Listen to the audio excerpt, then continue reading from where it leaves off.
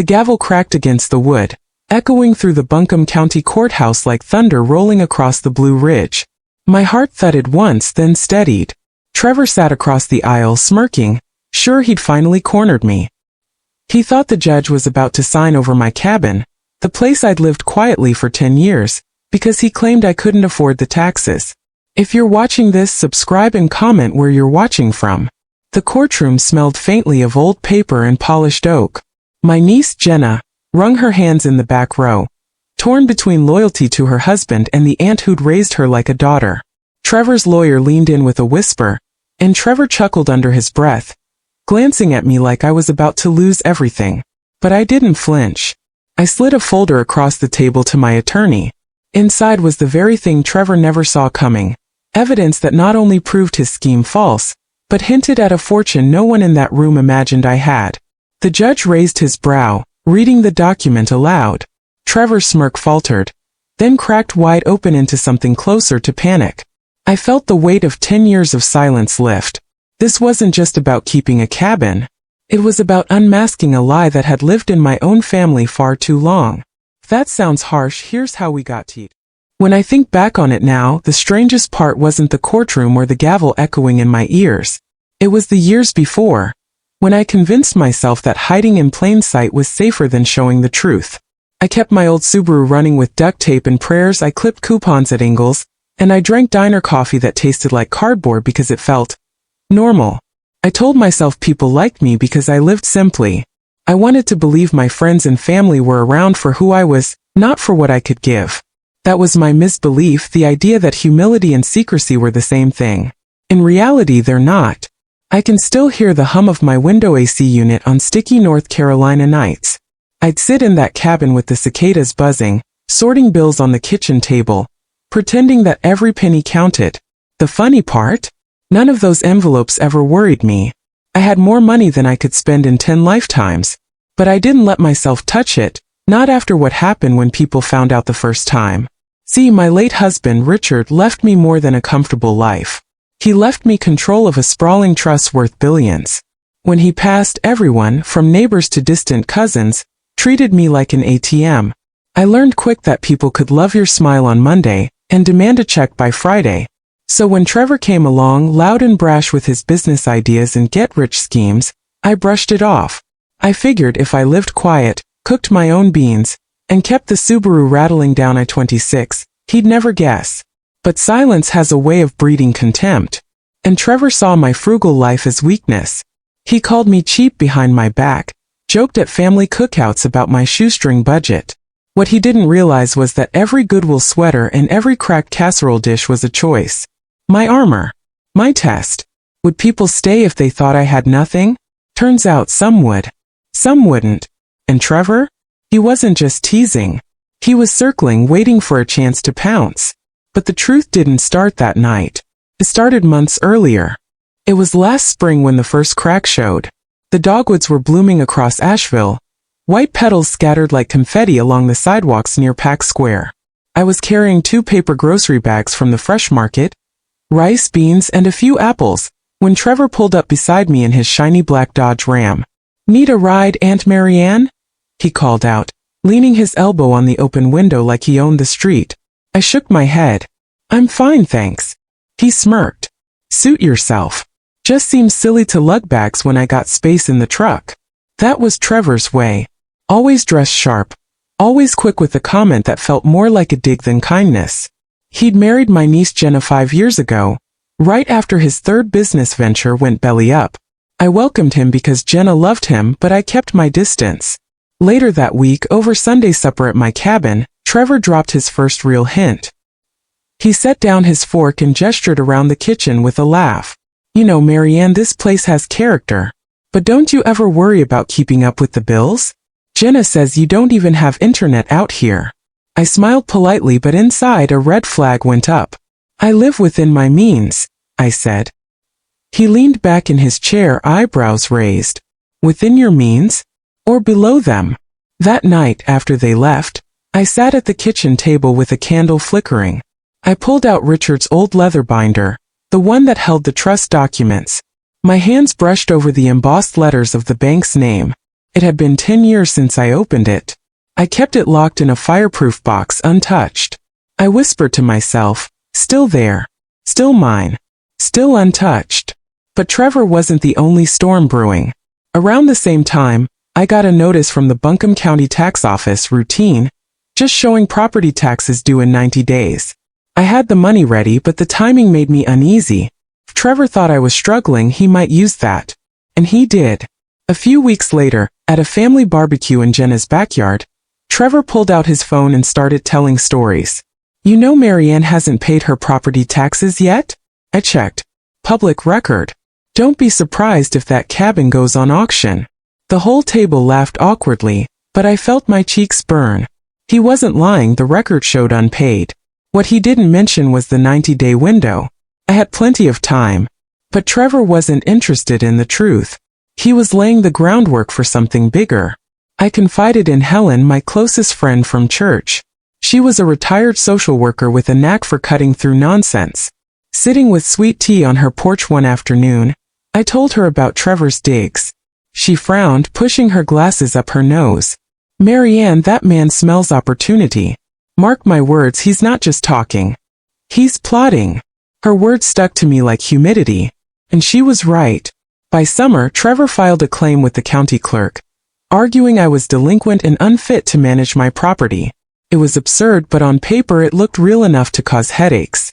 And I knew if I didn't act carefully, my quiet little life and my secret would unravel. Which brings us to the plan I should have made sooner. The day I found out Trevor had filed that claim, the sky over Asheville was thick with July heat, the kind that makes the pavement shimmer on Marymount Avenue. I sat at my cabin table, the notice spread out in front of me, my palms damp. He was trying to prove I couldn't pay my own taxes, angling to have the county step in, maybe even force a sale. It wasn't just mean, it was calculated. And it scared me because the paperwork looked official enough to stir up questions. That night I drove my rattling Subaru downtown, parked near the courthouse, and walked into the clerk's office. The clerk behind the counter, a man named Alan with kind eyes and a slow mountain drawl, flipped through the file. Ma'am, he said, I see what he's trying to do.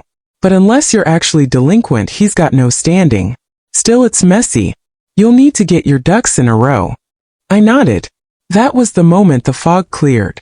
I couldn't just keep quiet and hope Trevor's noise would die down. I needed a plan. And not just any plan, a clean legal one that turned his own game against him. So I called Denise, an old friend of Richard's who had become a real estate attorney. Over coffee at Green Sage Cafe, I slid the notice across the table. She tapped her pen against it. This is flimsy, Marianne. But flimsy things can still cause damage if left unchecked. Here's what you do. Document everything. Certified mail your tax payments, keep receipts, and let him dig his own hole. If he keeps pushing, we'll file a small claims counter.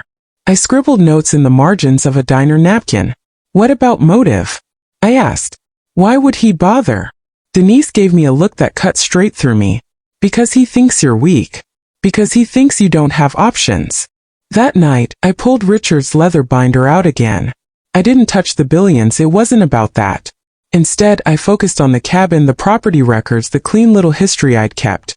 I started organizing receipts, utility bills, and county notices into folders. My plan was simple. Protect my cabin, expose Trevor's scheme, and do it by the book. But I needed a timer, a deadline to sharpen my focus. The county's tax deadline was October 1st, 90 days out.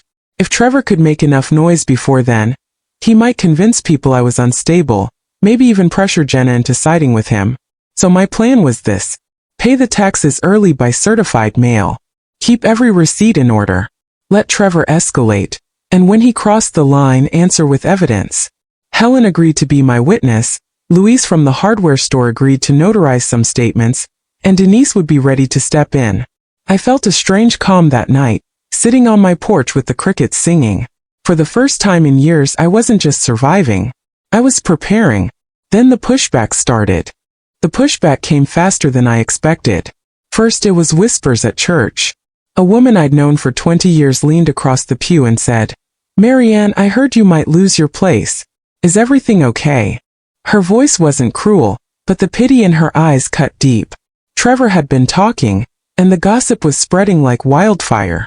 Next, I found a letter slipped into my mailbox, not from the county, but from a private collections agency out of Charlotte.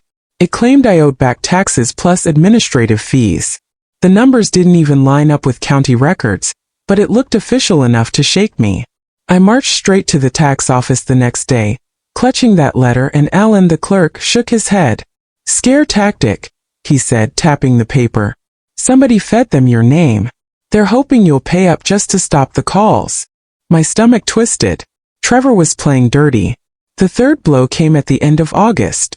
I was unloading birdseed and groceries when 2 county code inspectors rolled up in a white SUV. "We're here to check on reports of unsafe living conditions," one of them said.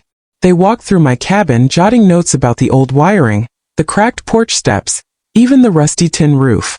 Nothing dangerous, but plenty they could flag. That night, sitting under the whir of my ceiling fan, I called Denise in tears. "He's trying to bury me in paper. Letters, inspections, rumors." She cut me off gently. "Marianne, listen. That's exactly what he wants, to rattle you. You've got receipts, you've got a witness, and now you've got a paper trail showing harassment. Keep everything. Every slip of paper, every call. This isn't just defense anymore. It's building a case." Still, the weight of it pressed heavy. Even Helen started to hesitate. "Marianne," she said one afternoon, sipping her sweet tea slower than usual, "I'll stand by you, but Trevor's got a mean streak. You sure you want to poke this bear?" Her doubt stung. And then came the mini reveal.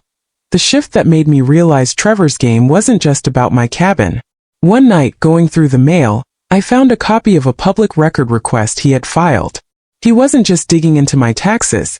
He'd asked for every financial record tied to my name. He was looking for something bigger. That's when I realized I'd been looking at the wrong problem. The night I read that record request, I sat at my kitchen table with the cicadas droning outside and the old clock ticking above the sink. Trevor wasn't just trying to embarrass me with talk of unpaid taxes. He was digging, clawing at any thread that might unravel the truth about Richard's trust. For 10 years I had guarded that secret like a dragon over treasure. Not out of greed, but out of fear. I believed if people knew, they'd see dollar signs instead of me. Trevor's request confirmed it. He wasn't satisfied with stealing my cabin. He wanted to know if there was more. I stared at the papers until my vision blurred, then whispered, "No more hiding." The next morning I called Denise. We met at her office near the courthouse, and I laid everything on her desk. The binder, the trust documents, the proof of what I'd been protecting all these years. Her eyes widened as she skimmed. "Marianne," she said slowly, "you could buy and sell Trevor 10 times over. Why have you been living like this?" I sipped my lukewarm diner coffee, my hands trembling. "Because money changes people. I thought if I lived small I could see who really cared." Denise leaned back in her chair, crossing her arms. "Well, experiment's over. You've got a choice now. Stay hidden and keep playing defense, or draw a line in the sand and let the truth shield you." That conversation shifted something inside me. My misbelief that hiding was safer crumbled. It was time to stand in the open. The opportunity came quicker than I thought. At the next family dinner, Trevor made his usual digs, laughing about my barely running Subaru, and how the county's probably circling her cabin with bulldozers. I set down my fork, looked him straight in the eye and said, "Trevor, you've had your fun. But here's the thing. I'm not broke. And I'm not weak. And if you keep pushing, you're going to find out just how wrong you are." The table went silent. Jenna blinked at me, fork frozen midair. Trevor snorted like I'd told a bad joke, but his shoulders stiffened. That was my public stance moment. For the first time, I declared a boundary out loud. When I drove home that night along I-26, the stars sharp against the Carolina sky, I felt lighter. My plan wasn't just about saving the cabin anymore. It was about pulling Trevor's lies into the light and proving, once and for all, that silence didn't mean surrender. So I stopped asking for permission and started following the rules, every single one. Once I stopped hiding, the work began. And it wasn't glamorous. It was paperwork, long lines, and stacks of receipts. First, I drove down to the Buncombe County Tax Office, a manila envelope on the passenger seat of my rattling Subaru.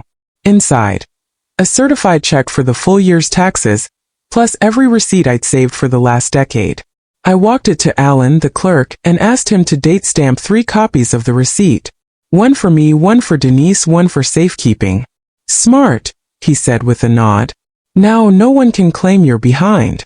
Next, I went to the post office and sent Trevor a cease and desist letter by certified mail, written by Denise, making it clear that any further harassment or false claims would be documented as evidence in small claims court.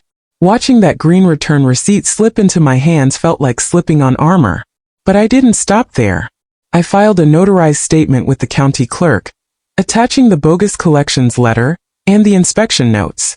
Helen signed as my witness, her hand steady even though her voice had wavered weeks earlier. That statement went into the official record, building my case that Trevor's behavior was targeted harassment. Meanwhile, I created a binder, Richard's old leather one repurposed. Each section labeled with neat tabs.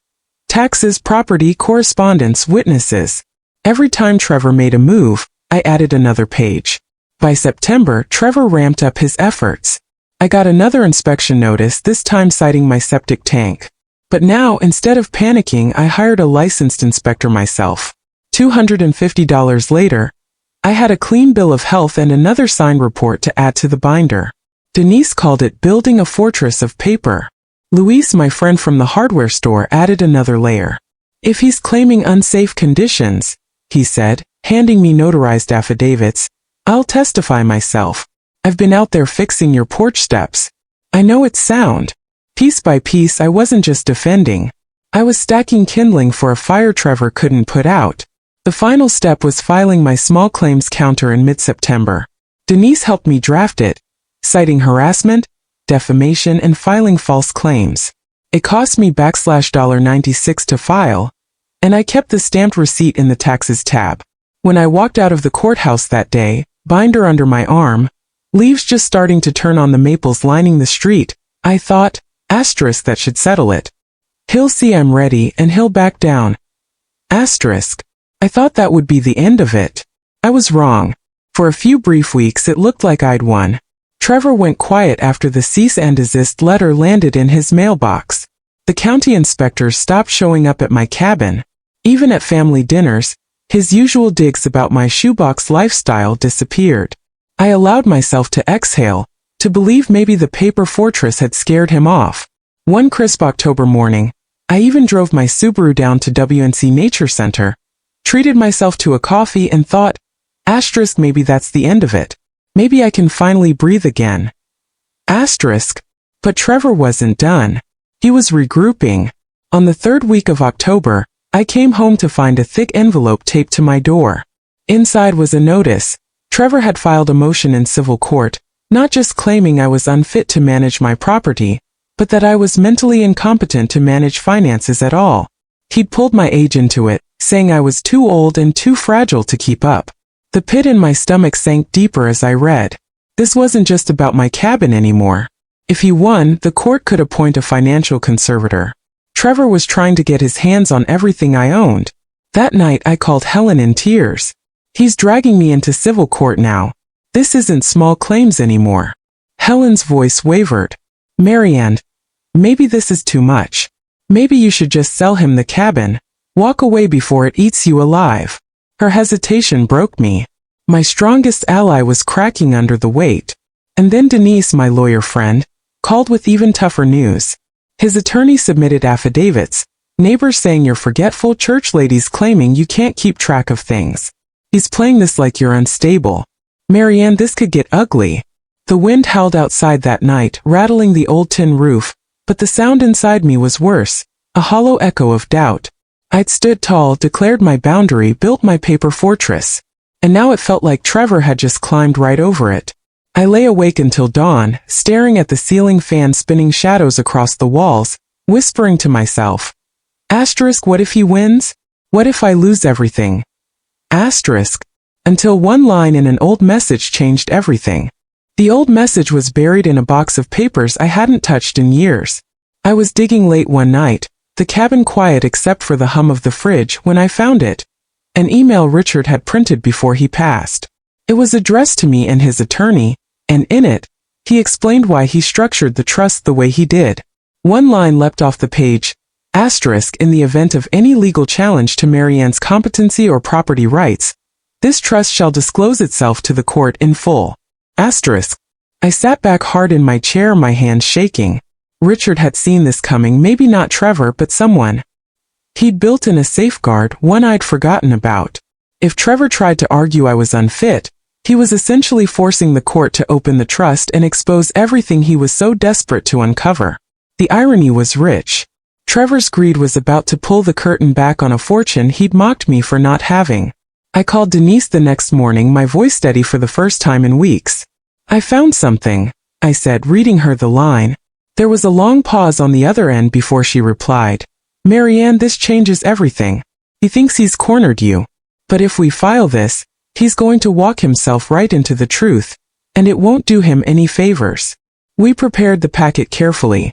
The trust documents, Richard's clause, and my proof of tax payments. Denise grinned as she slid the papers into her briefcase. Trevor wants a courtroom battle? He's about to get one. But not the kind he expects. On the day of the hearing, the courthouse steps gleamed with morning dew, and my Subaru chugged up the hill one more time. I clutched Richard's binder to my chest, no longer a weight but a weapon. Inside, Trevor sat tall, confident, his lawyer whispering in his ear. Jenna looked pale beside him, her eyes darting toward me with something that wasn't quite guilt, but wasn't loyalty either. When the judge called the case, Denise stood and calmly laid the trust document on the bench. Your Honor, she said, the petitioner has alleged my client is unfit to manage her affairs. As per the explicit instructions of her late husband's trust, such allegations require full disclosure of her financial standing. We submit this evidence. The courtroom went silent as the judge flipped through the pages, his brow arching higher with each line. Finally he looked up, adjusting his glasses. Mrs. Foster, he said, it seems you are not only competent but the sole trustee of a fortune exceeding $1 billion. The sound that followed was a gasp, from the gallery, from Jenna, and most satisfyingly, from Trevor himself. His smug grin drained into ash. His scheme had backfired spectacularly. Now I knew exactly where to stand. The judge's words hung in the air like a church bell after service, reverberating through every corner of that courtroom. $1 billion. Trustee. Competent. For 10 years I'd hidden those facts, living small to test the people around me. And now, because of Trevor's greed, the truth stood tall in black ink and legal authority. I didn't gloat. I didn't smile. I simply folded my hands in my lap as the judge turned to Trevor. Mr. Whitaker, the judge said, voice stern, your petition not only lacks merit, it borders on malicious. Filing false claims about competency is a serious matter. My clerk will forward this to the district attorney's office for review. Trevor's face went crimson. His lawyer shuffled papers, mumbling, We withdraw our petition, Your Honor. But the judge wasn't finished. He tapped the stack of documents Denise had filed. Furthermore, the respondent has submitted ample evidence of harassment, including falsified collections notices and unfounded code inspections. I am ordering restitution for her legal costs and a $5,000 penalty for abuse of process. The gavel cracked. My chest tightened with relief, a tide washing away months of dread.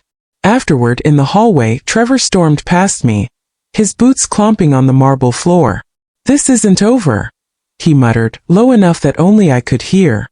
I met his glare with calm resolve. Yes, Trevor. It is. Denise stood beside me, slipping the court order into my binder. That's the beauty of paper trails, she whispered. They don't lie.